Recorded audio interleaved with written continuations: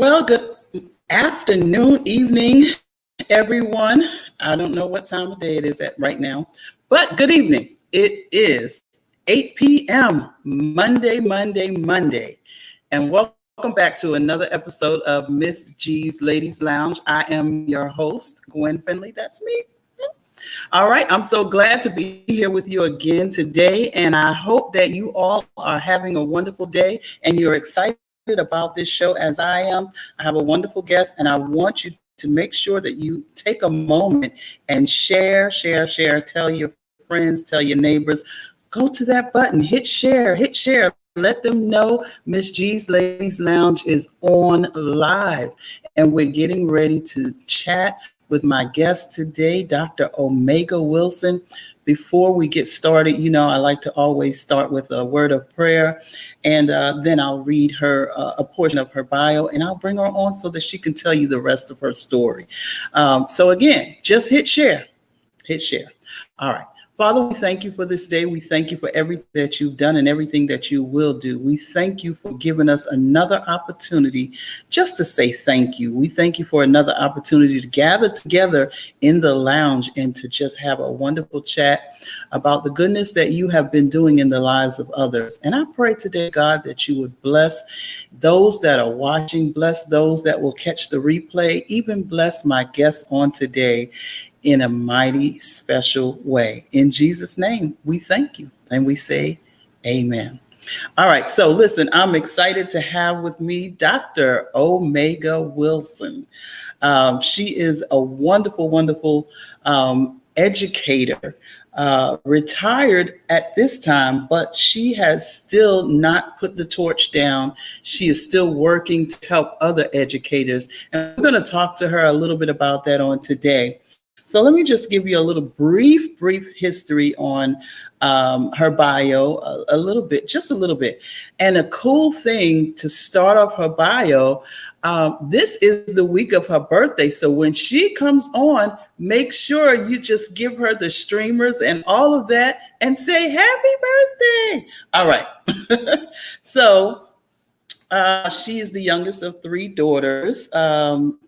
To Reverend James Samuel Williams and Jr. and Lily B. Williams. And upon graduating from Prince Edward High School in 1985, she pursued her post-secondary education at Virginia Union University, where she received her Bachelor of Arts degree in English with a minor in Spanish and history in 1989. Wow, she started a long time ago, but hey, she furthered her education at Virginia Commonwealth University, where she earned her Master of Education in Administration and Supervision in 2004. And then in 2012, she earned her doctorate with a focus on educational leadership and policy studies at Virginia Polytechnic Institute and State University.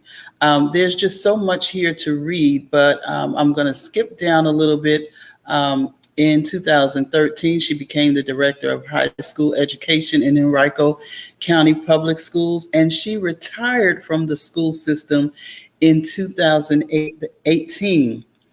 At that time, she served as the Vice President of ChallengeU, a dropout recovery program for high school students. And currently, Dr. Wilson serves as an adjunct professor at the University of Richmond, Virginia Commonwealth University, and Virginia Union University. Dr. Wilson is John Maxwell Certified and is a part of the Maxwell Team. Now, I really want to get through this, but I just have to tell you this one last piece. She founded in 2014 Innovative Strategies Consulting, LLC, a company that's dedicated to empowering others to grow in leadership and seek and achieve their goals. I'm not even going to go into all of that. I'm going to let her tell you more about that. So why don't you just put your hands together, get those streamers, get those banners out, and help me welcome my guest, Dr. Omega. Hey. Thanks for having me, Elder Finley. Thank you, Miss G. Thank you so much for being here. And I'm just so glad to have you. I'm so glad that you have accepted our invitation to be with us on today and on this wonderful week. That is your birthday week. It's my birthday. Yes. My birthday. Should I sing to you? No, Why I'll don't save you? that. Go ahead. I'll wait. Yes, let me hear. I'll save that. I'll save that for somebody else. I don't know who, but somebody else. My family will sing to me. My family, my friends, my coworkers, my colleagues. Yeah. I'll sing to you later, over the phone or something. But so listen, we're just so glad that you have taken this time to join us, and you're such a busy woman. I'm busy. I'm a busy. I am. You are busy. You're a busy bee, but you're good busy. Some people are busy for no good reason, like me. But you're good busy, so that's a good thing. Well, thank you. So, you're busy for a good reason too, though. You are. Sometimes. Okay. Sometimes, but sometimes I have to make myself find something productive to do. Not find, I guess I shouldn't say that, because there's plenty that I should be doing. So, like writing books or something, right? Another one is coming. But I got some other things in between there, though. Yeah. So tonight it's not about me; it's all about you. So. So let's get into the questions. Let's get into the conversation, the chat. And if you haven't already done so, you can share the stream to your friends and your family, and so they can join. So I want to start by saying, I started out talking about your mom and dad, and you have, I believe, 2 sisters. Is that correct? I have 2 sisters. And so I'm the youngest. You're the youngest. Yeah, I'm the baby. The baby? Oh, you like being called the baby? Oh yeah, I love it, because I get everything I want. They're probably listening and laughing, but it's true. So yeah, I'm the baby too. And I had a period where I fought. I didn't want to be called the baby. I wanted to be called the youngest. And at this point in my life, without my mom, I would love to be called the baby again, though. Yeah, I'm okay with it. I'm good with it. Yeah. Well, your family is a great family, but they are all a family of educators. Yeah. Briefly tell us about your upbringing in that world of educators. Man, it was crazy. It was different, crazy in a good way. A lot of things that were not in style then are in style now, of course. And we're just used to it. My dad is still a pastor. He's a retired professor. My mom is a retired educator. Both of them come from Farmville, of course. But growing up in Buffalo, New York was a little different. And then moving down to Farmville was even more different. My mom taught in the school system, of course, where we went to school. I think my mom even substituted for me a couple of times. She was a substitute teacher a few times when I was in grade school. But we did some different things, or my parents really instilled a lot of education in us all of our lives. We didn't really know anything different. We didn't know that everybody was not, during the summers, being called in from playing and whatnot so that you could read. And we had to do different book reports. And I'll never forget, people are like, well, you speak so well. And I'm like, well, that's because I'm a preacher's child. Growing up, in church, this is what we had to do. We had to do it and, read the announcements or, do a poem or read the scripture or whatever. It wasn't like, do you mind doing it? That was that was our start, all 3 of us.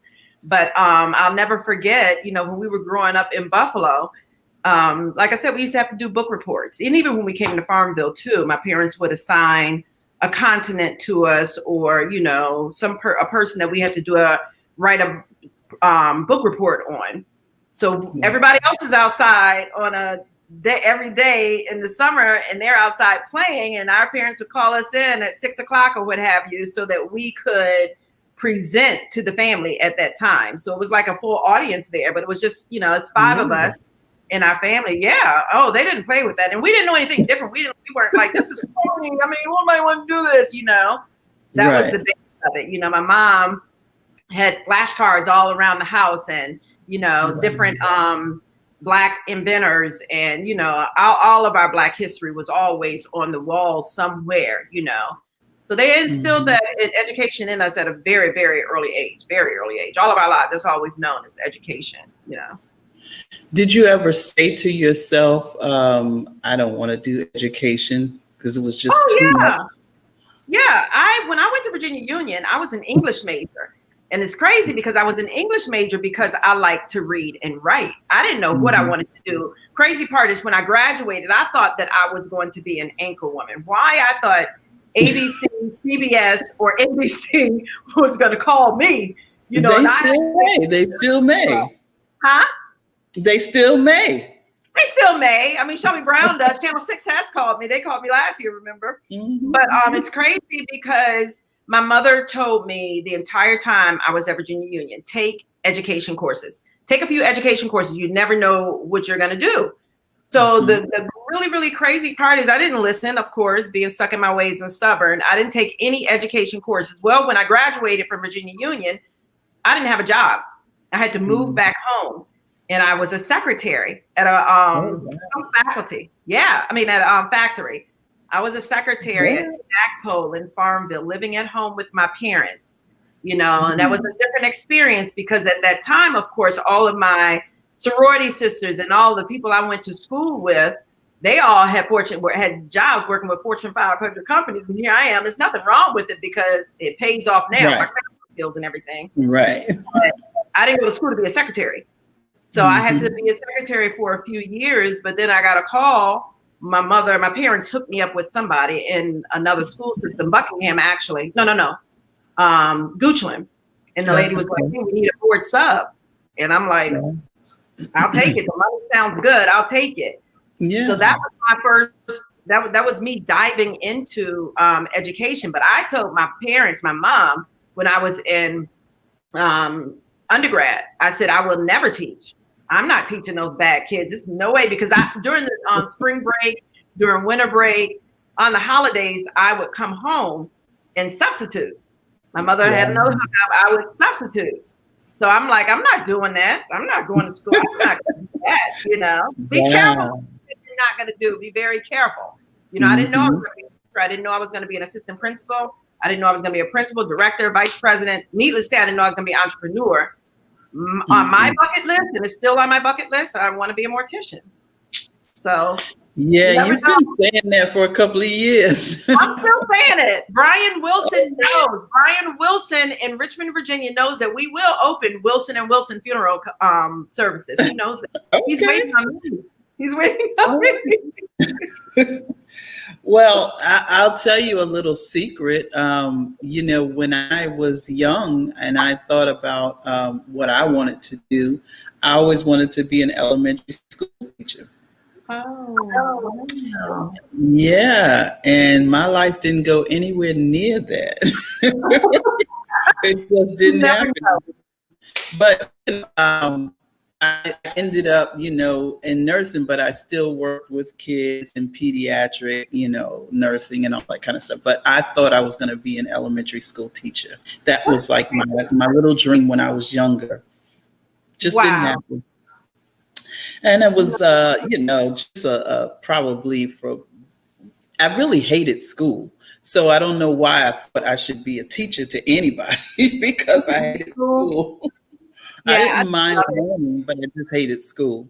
All right. So you started your journey in 1990 and you recently retired after more than 25 years of service. So there's no doubt that you've impacted countless lives of not just students, but parents and faculty, as well as during those years. So share with us one or some of the most rewarding moments that you can think of during that time.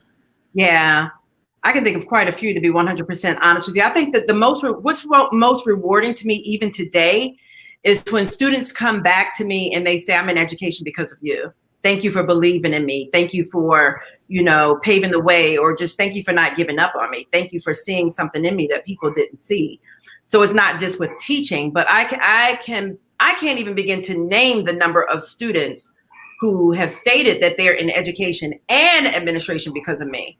That is better than a check, really, because it means that I really paved the way. I didn't do it by myself, of course, it takes a village, but it means that I played a positive role in their lives, and I impacted them positively. And people fail to realize, the impact that educators have on students, because this thing you can make somebody or either break them. But it's rewarding for me when I see students. I mean, just like, I know we're going to get into it later, but with one of my cohorts that I did with my school that I have this past summer, one of my students or participants in the cohort was one of my students from Hermitage High School. So he knows, he's a teacher right now. He's on the path to be an assistant principal. He knows that he's going to be a principal, but yeah, to be able to continue to work with them on this level is amazing. That's awesome. So just looking at the direction of our country, that we're in now, or our nation, and we're in virtual learning. So you kind of got out before the whole virtual learning thing came out as heavily as it is now. So where do you see education moving forward from this point, just generally? Because I know before, like, you had college students who were doing some virtual classes, but now you're dealing with elementary, and it's a real big challenge. So where do you see that? Well, to be honest with you, Elder Finley, I'm nowhere near. Call you who? Go on. I need to know what to say. I need to know who to call you. But seriously, I'm nowhere near glad that the pandemic happened or anything like that. But prior to me leaving Henrico County, me and a few of my colleagues talked about this, because if you really look at it, education is one of the only entities that it was still doing the same thing after years later. I mean, you look at companies, they have changed, they have evolved, but education, we're still going to school for 8 to 9 hours a day or whatever it is. My parents did the same thing. Something was wrong with that picture. And before I left Henrico, I'm like, we need to explore something different. There's a lot of online learning out there. Why is all kids still going for 4 years? Now, granted, you have some students on college and high school who can finish up in 3.5 years or 3 years. We see kids who can finish in 3 years. But before leaving Henrico County, my whole thing was, hey, let's do this virtual thing, because we have virtual platforms where there is no live teacher, And I'm saying to them, why not let a kid, if they finish English 9 in 9 weeks, let them get on English 10, then let them finish English, so on and so forth. Why do they have to wait for 4 years to finish school? Because contrary to popular belief, this thing is working for some people. This virtual learning thing is working for many students. Absolutely. It's working for many adults as well. I can't tell you the number of people who I have talked to, educators who have said that students are getting A's who have never received A's before. And it's because of all of the distractions, anybody got to worry about going outside to go to the bathroom, or, somebody peeping in the hallway and all that kind of stuff, or, going out to do whatever else. Or I know there was still cyberbullying, but bullying and all that kind of stuff that's taking place in the schools, So where I see this whole thing going personally, this is no disrespect to anyone in senior leadership. This is no disrespect to anyone at all, anywhere on earth. But shame on the school system that does not continue with virtual learning even after we come out of this pandemic, whenever that will be. This has to be an option for every school division. Every school division, if people can figure it out in record time. I mean, some school divisions who had never had computers, some school divisions never had laptops, but they figured it out. So to all educators, first and foremost, hang in here, because a lot of people don't realize what educators are going through right now. I mean, I look at classes, I look at the classrooms, and sometimes it's almost comical, to see the little, I observe elementary, middle, and high, online. And it's funny to see some of the kids, the way they're performing or not performing. It's not really funny to see adults in the background or adults sitting next to kids, but I digress. Where I see education going is more virtual learning. I really, really do. I think that this will remain an option for many divisions. It should anyway, because it's working. for many. And I think it also is helping our children, because most of our children were a little, like you said, light years behind as far as even the computer. And the world is so digital. And why didn't our kids have access to this digital world before? And so it was going to leave them behind had not this pandemic come along. They were being left behind. Yeah, they were being left behind in many ways. So, not to cut you off, but this pandemic, as you know, has brought a lot of whatever out of a lot of people. And I think it's brought a lot of tenacity. It's brought a lot of strength out of students as well, because virtually, excuse me, people are performing the way they did not know that they could. Right. Unfortunately, again, I can't even give you the number of people who have walked away from education. Each week, I hear of resignations, and I hear of people who say they're retiring early. One of my clients told me the other day, he said, Dr. Wilson, he texted me, he said, you said it was going to happen, and it's happening. At the beginning of the school year, I said that we are going to have a mass exodus this year in education. People were like, what? And I'm like, come on now, seriously, think about it. And he told me, he said, my principal informed us today that he is retiring early in January. Yeah.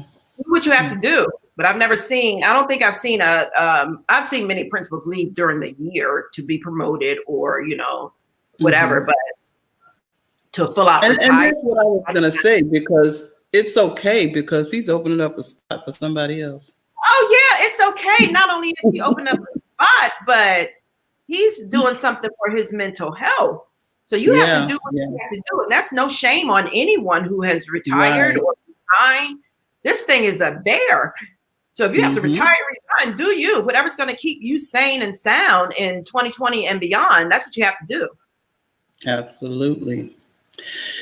Well, let's get into just a few more questions. So if you could go back into this system now, what would you want to see or make happen? And say that again. I probably answered the question, but not sorry about that.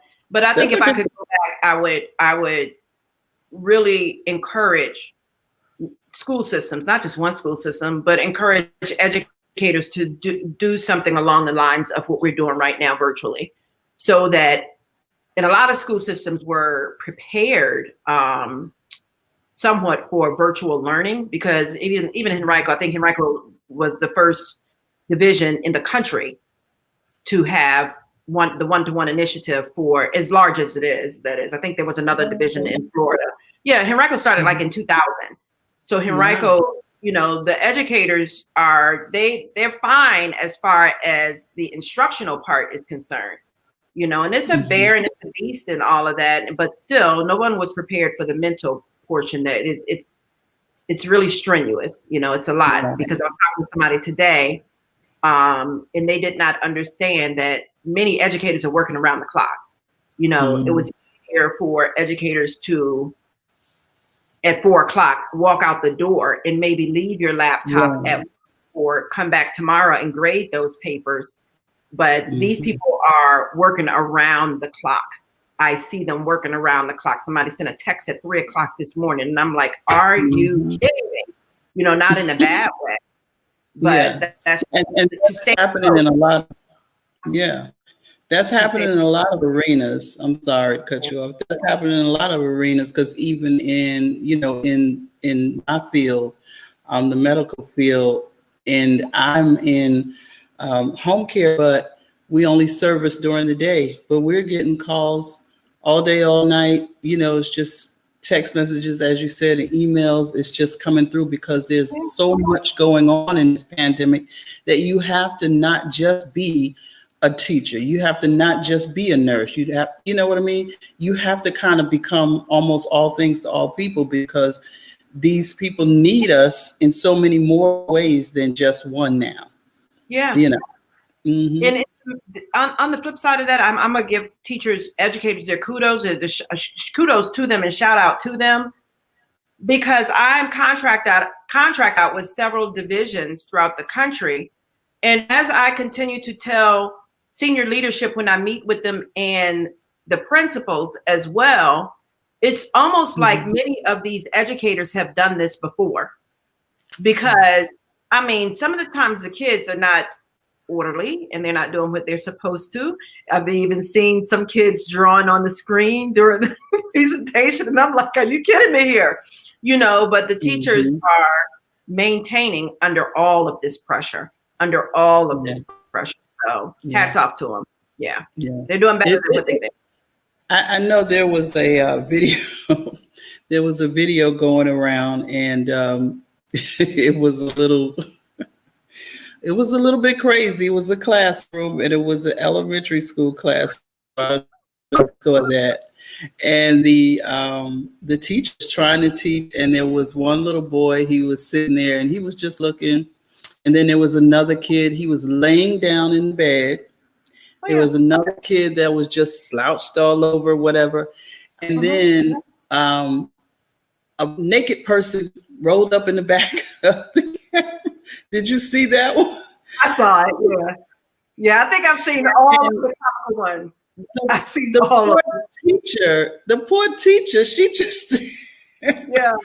And so I can imagine, you know, we only got that glimpse, but we can only imagine some of the other things. You know, there's been some things in the news. So I know it is, like you said, I do tip my hats to those that are working in that field, because it's already, you're everywhere, and it's already tough trying to deal with these kids, you know. One of my coworkers was telling me her son doesn't want to be on camera, so he puts this camera to the ceiling, and he doesn't want to be seen, and the teacher's trying to see him every day. So it's just a lot. I understand. I get that part both ways. That's a whole nother conversation. That can go both ways, to be honest with you. Yeah. So I want to, we're just about out of time. We started a little bit late, but I want to kind of get through and talk a little bit about your business that you have embarked upon since retiring. You started it before retiring, I'm almost sure. But since retiring, you have really, worked this through and through. So let's talk a little bit about your innovative strategies consulting business. Tell us a little bit about how that came about and what it actually is. So Innovative Strategies Consulting is an educational consulting business. As you said when you started, I'm John Maxwell Certified life coach, teacher, speaker, and trainer. I founded it in 2014 after me and a few educators were talking, and we're like, we're doing this work a lot outside of the school day. We need to just go ahead and make it legal and, official and get paid, for it. That's how it started. Last year, and we have been doing a little bit each year, growing, but last year we just took off. It took off. It really took off last year. So one of the major areas of focus, I've always been, a change agent, but I love growing leaders. I love leadership, education, administration. I absolutely love it. I love it. Live it, drink it, sleep it, eat it. I love it. And one of the major focuses that I have, not just because of the pandemic, but being that, so many people are wanting so much right now, I'm working on aspiring administrators, educators who want to take their career to the next level, educators who want to become assistant principals or principals who want to go to the next level. So I work with these people, coach them up, help them out a little bit, and tell them little tricks and tips as a hiring agent, because they don't know a lot of things. Like, say, for example, if you're in an interview, as a hiring agent, we may ask the question one way. Let me let you know what we really mean, when we're asking that question. So I run a number of different cohorts, a number of different master classes. I do a lot of one-on-one coaching with clients who need help with their interview. The interview process is a beast. Okay. The resume, and a lot of people think that because their resume is, all pretty, and it has red, green, blue, yellow, and orange font, 16, 14, 18, 22. Please stop all of that. Hint, hint. I don't care what. What is what people want. Yeah. Let me let you do that. And I know I'm talking about any profession for the most part, because business All is of it. business. So you all can take your pictures off the top too. Mm-hmm. While you're posting, nobody really wants to see that. We'll Google you. We'll figure it out. We'll get on Facebook. Right. You don't need your picture on there.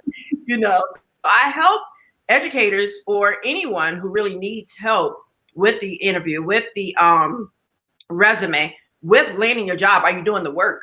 You know, and not only that, but once you land your job, it's one thing to get the job, but it's a whole nother thing to keep the job. Right. So a lot of people, you know, don't have a mentor. They don't have a coach to guide them along the way to help them, you know, and a lot of people are nervous or afraid or scared to ask for help. I'm your girl. Make sure you contact me because I'm willing to help you. Yeah. I'm willing to help you. Yeah. So the innovative strategies, and I know you came to us like when you were in the beginning stages, I guess. You came to us, to our women's ministry, and we did our little vision board and all that good stuff. And I had a lot of ladies say that we need to go back and have part 2 because, you know, they were just getting started. So we're gonna turn some things upside down since then. Oh my gosh, I forgot about that. Yeah. So you are really, what I loved seeing you was, like you said, you were doing it before, but when the pandemic came, you saw a need and you stepped right in and you began almost, I don't know how to put it, but you reached out to parents and you started helping the parents out through the pandemic, through the summer. Even it wasn't even school time yet, and you started talking to them and saying, you're home all day with your kids, let me help you. I can give you some things to do. And I thought that was awesome. And then the educators that you all are, you and your mom got on together and started doing some lives and really just teaching and you know, going through some things that some of us adults were trying to learn as well while you were going through. Yeah, and so it was just wonderful just watching you actually interacting. And then you started so you started doing the Saturday school or the administrators coaching, the podcast and the life coach and consultant. So tell us about all of that together. What you were referring to with my mom was Saturday school, is Saturday school. And you all make sure you tune in this Saturday because I'm bringing my mom, I'm bringing my dad, I'm bringing both of my sisters, I'm bringing the whole tribe with me this Saturday. Yeah. And we're talking about in the family. But the way Saturday school started at the beginning of the pandemic was because I was, like you said, I was talking to so many parents who were really, in plain terms, just freaking out. My kid's gonna fail, they're gonna be left behind, I don't know what to do. And I'm like, it's okay. Educators know what to do.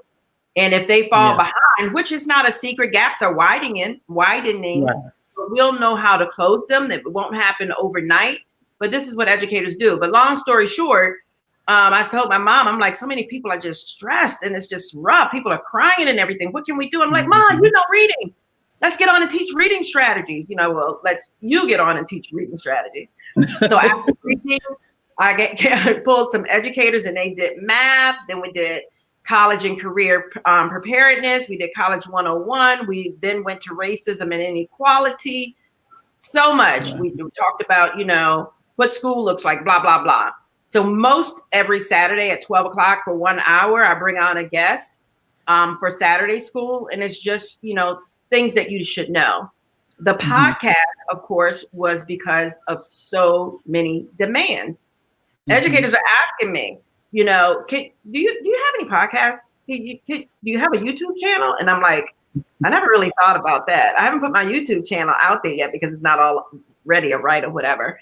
But yeah, all of that it was a demand. You know, educators were asking me, can you please do this? And, you know, this was a great conversation. I just want to listen to it. I want to record it. Why don't you do a podcast? So we actually have another one coming out at the end of the week, you know, and I think it's episode 6 or something like that. But yeah, I think I've done 3 different series, aspiring administrators, then one with Dr. Michelle McQueen Williams, Unshakable Faith in Uncertain Times, which everybody needs to hear. And then with Dr. Miles, Unstoppable, Undefeatable, and More Than a Conqueror. So I can't remember the other thing. You said podcast, Saturday School, and something else. Well, we were talking about your life coach and consultant, but you pretty much talked about that.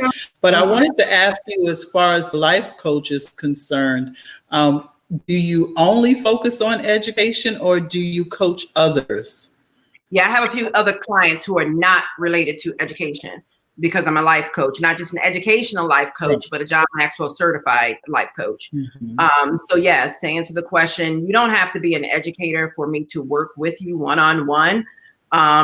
Just get my information and I would love to work with you. I've got several clients who are not in education. Awesome. I love to fix people. I love to try to help people anyway. Let me say that. I love to try to help people. Yeah. And so the Saturday School is on what platform? That's on Facebook Live?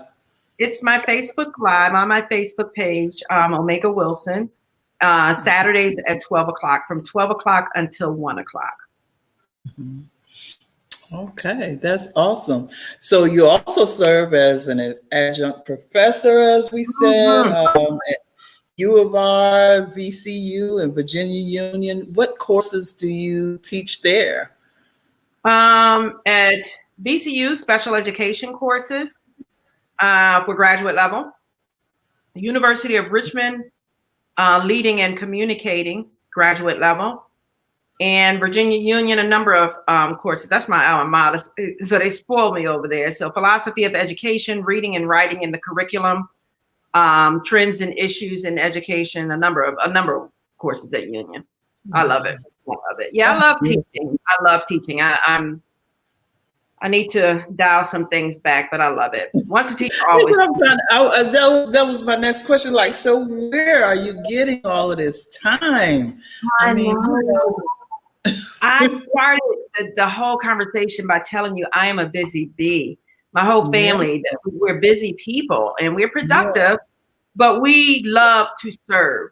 My sister Samantha says that we are a family of workaholics, because we do relax, we do chill out, or whatever, but we are just addicted to helping people. We love it. But I really think I haven't made a huge announcement. I'm going to stop teaching soon.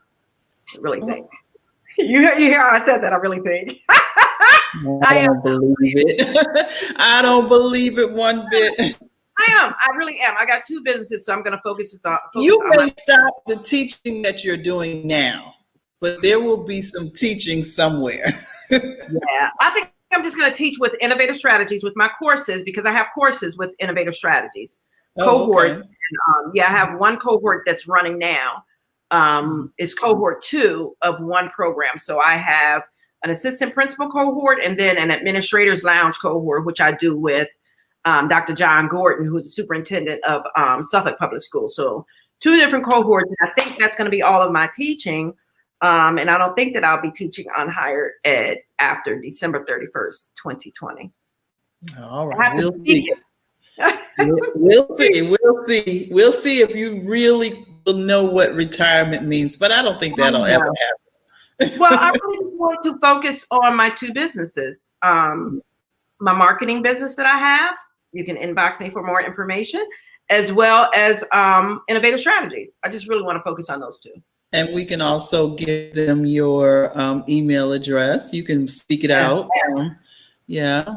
So you can email me, right there, omega@iscllc.consulting. Comes directly to me. You can email me if you want a one-on-one session, if you want a consultation for 15 minutes or so. We can talk about putting a plan together for your life. I just did that Saturday for someone who is not an educator. He was like, I've been seeing your posts and I need you to fix my life. And I'm like, I got you. Let's talk. So he told me, he was like, I am so glad, that you told me everything, that you did. So just inbox me or email me and let me know. I don't mind working with you. I would love to work with you. I would love to help you with some one-on-one coaching, mentoring, and get you started. Yeah.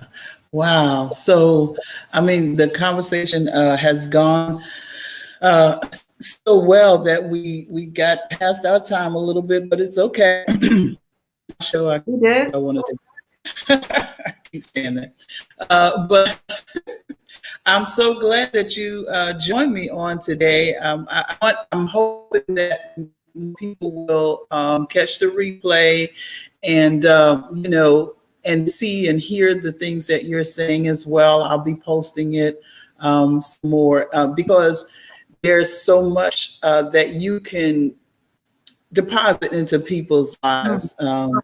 And I may have to become a client myself soon. I think sometimes we look at people and we take them for granted because we know them and we don't really pay attention to the things that they're really doing. And so I've seen you and I've heard you and I know that you're a great person. I've worked alongside you before in ministry.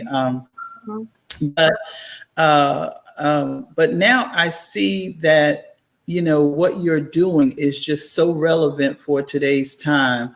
And I'm looking forward to hearing more, seeing more, and hopefully I can sit under your tutelage and see what you can offer.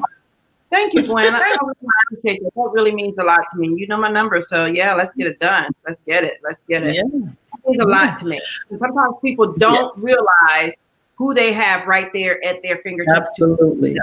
That really means powerful. Absolutely. And I just say it again. What was the last part? I said you get a free session. I said you get I was just kidding you though. I said you get a free session. I'm just kidding you. I froze right there. I froze. It's okay. You know what? The Bible says, be good to all men, especially those that are of the household of faith. And so when you have someone that is giving you something, it's good to give them what they're due. So I don't mind at all. I don't mind at all. So you've been good to me. So I will always be good to Elder Gwen Finley. Always. Thank you. So I really appreciate you for joining me. And I'm looking forward to Saturday school. I'm going to have to catch the replay because I'm going to a conference this weekend. But I'm hoping to catch that replay because I know, first of all, it's going to be hilarious, if nothing else. And we can get through it. We need to rehearse or something. It's going to be like because you've seen that little thing like, who can't you sit beside at a funeral? Yeah. I don't want to sit near any of my family members. I mean, all of them are gonna I'll probably have to say, give me 1 minute, y'all, and grab a box of tissues or something. Everybody, I mean, my dad, my mom, Samantha Psychic, they just look at me and I'll go to pieces or something. We're all like that, but I'm excited to have family with me. There's some very smart, intelligent, brilliant, and genius people. Yes, and very well versed in so many various areas, and so that's a great thing. So I'm looking forward to it. I'm going to catch that replay, and I will share it on my page as well. And I pray that everything that you put your hands to, even from this day forward, will continue to be successful and go greater and beyond what you even expected. I believe God is going to do it for you. Thank you again for joining me. I love you, and you have a wonderful, wonderful evening. Thank you. God bless you, Gwen. Thanks so much. I appreciate you having me on. Night. No problem. Bye-bye. So thank you again to my guests and to all of you who have joined.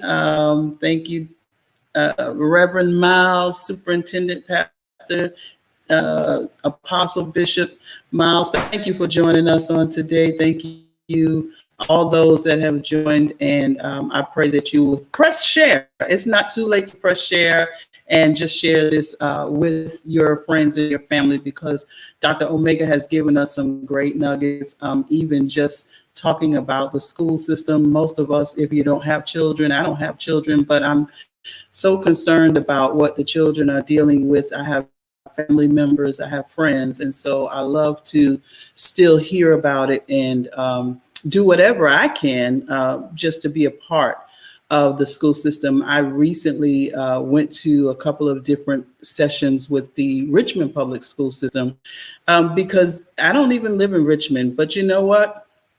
It's up to us. As they say, it takes a village, and we have to be that village no matter what part of town we live in. We need to be that village. So I want to encourage you all. Listen, don't forget that MsG, Gwen Finley, has a new book out entitled Let the Vision Speak. It is now available at Amazon.com. I would just encourage you to go on Amazon and get your books today. They are so worth even what Dr. Omega is talking about to help you get that push to get out there and get started. I'm going to be doing some live sessions soon, and so I would hope that you would join me for that as well. So go and get the book, Let the Vision Speak, by yours truly, Gwen Finley.